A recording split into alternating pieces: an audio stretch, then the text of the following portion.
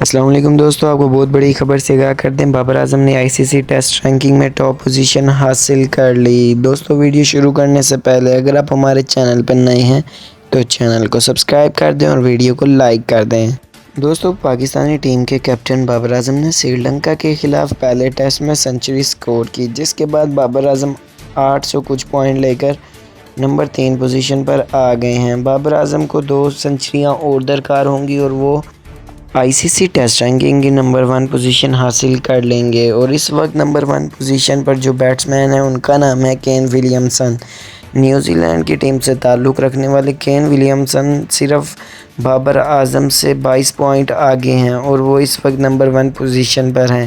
Babar Azam 2 matches میں 2 سنچریاں کر کے یہ پوزیشن اپنے نام کر سکتے ہیں، اور بابر اعظم کے لیے فرسٹ ریوارڈ ہوگا کہ وہ آئی سی سی ٹیسٹ رینکنگ میں پہلی دفعہ نمبر 1 رینکنگ پہ آ جائیں گے۔ ویڈیو اچھی لگے تو لائک کر دیں، چینل کو سبسکرائب کر دیں۔